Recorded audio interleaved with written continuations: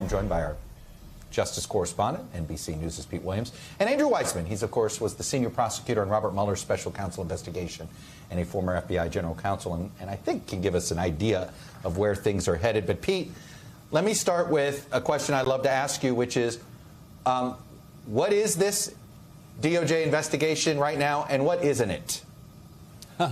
Well, what it is, I think, the best way to say it is they're still they want to know what happened here. They're trying to figure out who did what, who said what, who set what in motion. And the main things that they're focusing on, as I understand it, is two things. One is this effort to get electors sent in from states that Biden won in the battleground states.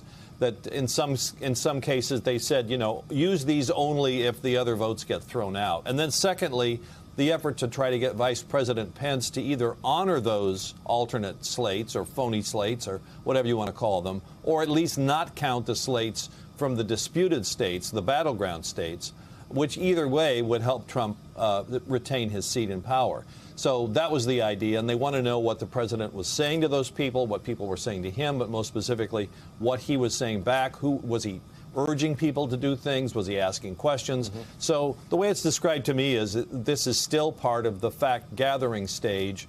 We're a long way from the deciding stage about who to file charges against. This is more of the investigative. Right. You know, it's an investigation. And Pete, to clarify, does it appear to you that they're more focused on his actions before January 6th than on the day of? Well, yes. I mean, I think this part of it, as I understand it, is, yes, it's leading up to the January 6th, leading up to the effort to get Mike Pence to basically disobey the Electoral Count Act and take some role in counting or not counting ballots. So, yes, there may well be questioning of the president about what he was doing or not doing on the 6th and afterwards. But the part that I've been talked about, that I've talked to Justice Department officials about, is this leading up part, yes. All right, Andrew, help us out here. You have been on that other side of the Justice Department. You've been on the other side of people like Pete and myself reporting about what we think is happening. Our sources are telling us X. So here are the facts we know, Andrew, and what I'd love for you to do is tell me what else they mean. So you know that Pence and Jacobs have appeared before the grand jury. That we seem to know as fact. We know they're cooperating with Cassidy Hutchinson. What does that tell you about other folks? Does that tell you more people have already appeared in front of the grand jury and we don't know it? Or is this likely the start of the grand jury portion of this? I think it's the latter. So you can't be sure that you would know everyone who goes in the grand jury. But when I was on the other side of it, in a really high profile investigation, which obviously this is, journalists are good. People see things. You see witnesses coming and going. You see people going to the grand jury. And then, of course, the people who are the witnesses in the grand jury are free to speak about it. The government isn't. The grand jurors aren't. But witnesses do speak. I assume that the story in the Washington Post came from either Jacob or Mark Short. And that was one or both of them were the sources because they're free to speak about what happened. So I think this is probably the start.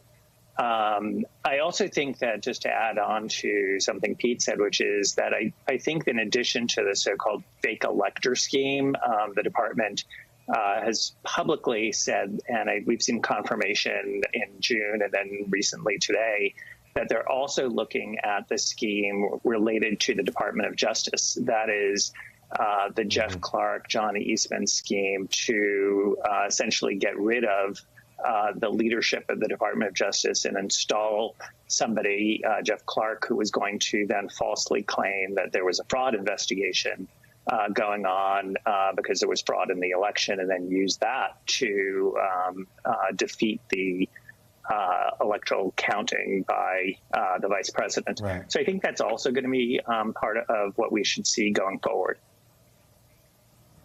So, Andrew, is it your estimation that we're probably looking at 6 months, 9 months of these grand jury appearances? I think we should essentially, strap in, because I think it's going to be quite some time. So, for instance, we know as of today that there's a search warrant that was executed and has now been authorized to actually get into John Eastman's phone, but to do that through so-called a clean team. That is, because of the attorney-client privilege, a separate group of agents and prosecutors will look at the contents. That takes a very long time. So that's evidence that they need, and they're going to want to look at. The same thing may be true with respect to the Jeff Clark search. They're going to need to, I think, put Pat Cipollone in the grand jury, and they're going to need to litigate any claim he makes of executive privilege. I think the government has a very strong argument that there's no executive privilege, but I think they need to litigate that. So there's a lot for them to do. This is going to take time. That's what one thing I wanted to get out of this segment is to let people know this will take time. Pete, you have covered Merrick Garland before he was a judge and after he was a judge. So I want to play for you an excerpt of his interview with our pal Lester Holt, and I want you to try to do your best to interpret what he means. Take a listen. Okay. We intend to hold anyone who was criminally responsible for the events surrounding January 6th, for any attempt to interfere with the lawful transfer of power from one administration to another, accountable. That's what we do. So if Donald Trump were to become a candidate for president again, that would not change your schedule or how you move forward or don't move forward? I'll say again that we will hold accountable anyone who was criminally responsible for attempting to interfere with the legitimate, lawful transfer of power from one administration to the next. Even before he was a circuit court judge, he was known to be very deliberative as a prosecutor, the Oklahoma City case being the most famous one he prosecuted. What should we take away from that? He wanted to send one message, but he also didn't want to. He didn't take the bait on anything else. Well, how should we interpret those remarks? Oh, I think his message there was very clear that there's no bridge too far here. I asked some senior people at the Justice Department shortly after the Biden administration came into office. I said, can I assume that you would think that prosecuting Donald Trump is just too much, no matter what the evidence is, that's just a place you don't want to go? It would cause all kinds of trouble. It would be divisive. And it's just a pain you don't want to take on. And what I was told is, no, don't assume that. We'll see where the facts and the evidence lead. Now, that was way early. That was when some of the very first January 6 cases were just being filed. Now we're up to, almost 900 of them. So that was way early on. And the interesting thing is the message hasn't changed at all. I think they're quite serious about that. It's one thing to say that's their attitude now. It's another thing to say what they will do when they actually have to make the decision.